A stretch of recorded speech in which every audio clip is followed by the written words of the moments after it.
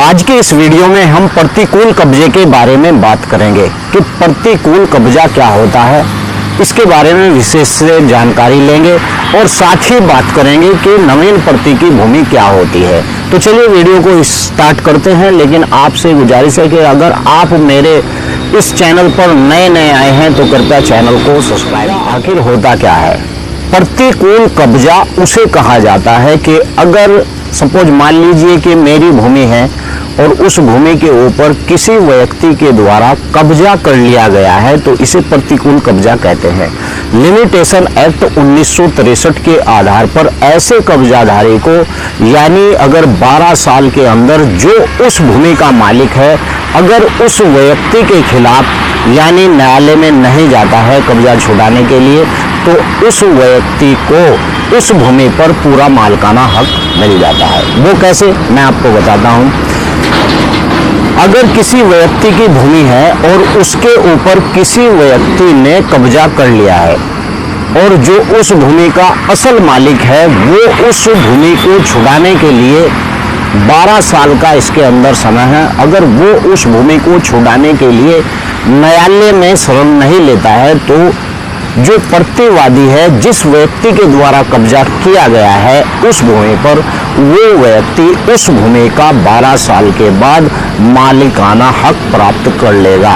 यानी limitation act 1963 इसी बात के लिए जिसके अनुच्छेद 64 के अंदर ये स्पष्ट हुआ है कि प्रतिकूल कब्जाधारी अगर 12 साल तक वहां से नहीं निकलता है तो उस भूमि का कब्जा करने वाले व्यक्ति को ही उस पर मालिकाना हक दे दिया जाएगा। जी हाँ, ये प्रतिकूल कब्जा होता है।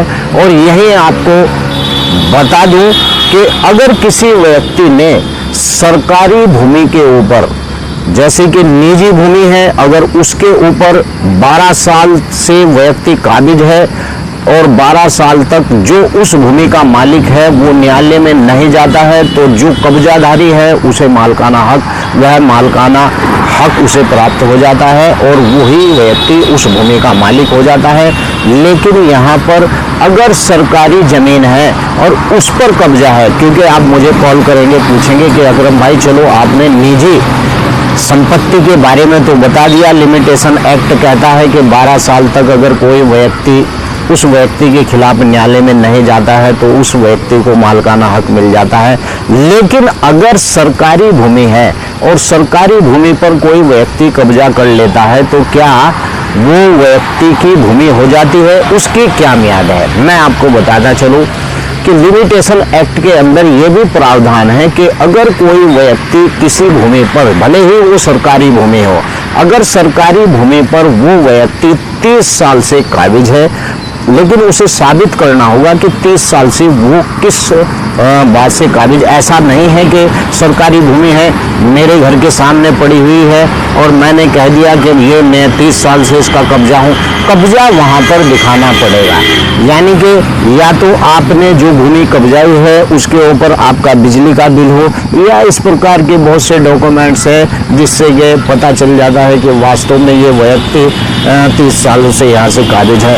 अगर सरकारी जमीन के ऊपर 30 साल से कोई व्यक्ति काबिज है तो लिमिटेशन एक्ट ये भी प्रावधान है कि वो व्यक्ति उस भूमि का मालिक हो जाता है। लेकिन ऐसा नहीं है। मान लीजिए कि आपने कोई सरकारी जमीन को कब्जा लिया है और सरकारी जमीन कब्जाने के बाद आपके खिलाफ 122B का तहसील के द्वारा मुकदमा हो जाता है या भू प्रबंधक समिति के द्वारा आपके ऊपर जो है मुकदमा हो जाता है। अगर 30 साल तक सरकार उन व्यक्तियों के ऊपर एक्शन नहीं ले रही है तो वास्तव में लिमिटेशन एक्ट के आधार पर उन व्यक्ति को भी 30 साल के बाद उस भूमि पर मालिकाना हक पैदा हो जाता है और उन लोगों को वहां से कोई नहीं उठा सकता। अब बात करते हैं, मैंने आपको बता दिया कि लिमिटेशन एक्ट के अंदर प्रतिकूल कब्जा इस प्रकार से होता है। जैसे मैं आपको समझा रहा हूं इस प्रकार से आपको कोई भी नहीं समझाएगा। अब बात करते हैं कि नवीन प्रति की भूमि क्या है। अभी कल मुझे एक फोन आया था एक दोस्त का, उसने कहा कि अकरम भाई नवीन प्रति की भूमि क्या होती है। आपको बता दूं, नवीन प्रति की वो भूमि होती है जो खेती करने के लायक नहीं होती है। चकबंदी के दौरान ऐसी भूमि को गांव के आसपास छोड़ दिया जाता है और ऐसी भूमि को ग्राम पंचायत के अधीन में छोड़ दिया जाता है। ये जो नवीन प्रति की भूमि होती है, प्रति कदीम प्रति जदीद के नाम से होती है, पुरानी प्रति नई प्रति। इस भूमि के ऊपर अगर आप खेती कर रहे हैं तो ये भूमि खेती के लायक नहीं है। नवीन प्रति की भूमि हमेशा ग्राम पंचायत के आसपास छोड़ी जाती है। हाँ, भू प्रबंधक समिति को इतना अधिकार है कि उसके अंदर आबादी के पट्टे काट सकती है। जिन लोगों के पास आवासीय मकान नहीं है, जिन लोगों के पास ऐसी उद्योग की कोई भूमि नहीं है, ऐसे लोगों को उस भूमि के ऊपर पट्टे काट दिए जाते हैं। लेकिन नवीन प्रति की भूमि गांव के पास ही छोड़ी जाती है और ये भूमि काश्तकारी के लायक नहीं होती है। तो आज के वीडियो में मैंने लिमिटेशन एक्ट को, यानी इस वीडियो के अंदर आपको बताया कि किस प्रकार से लिमिटेशन एक्ट के अंदर 12 साल से अगर कोई कब्जाधारी है किसी की भूमि पर कैसे मालिकाना हक मिलता है। सरकारी भूमि पर 30 साल अगर हो गए हैं, कोई विवाद उत्पन्न नहीं हुआ, तो नियम ये मान लेता है कि वास्तव में ये व्यक्ति इस भूमि का जो है 30 साल से कब्जाधारी है, उसे मालिकाना हक दे दिया जाता है। और लास्ट में मैंने आपको बताया नवीन प्रति क्या है। अगर आप चैनल पर नए आए हैं तो चैनल को सब्सक्राइब कर दें, वीडियो को शेयर करें और ज़्यादा से ज़्यादा प्यार करें, सब्सक्राइब करें। जय हिंद, जय भारत, खुदा हाफिज।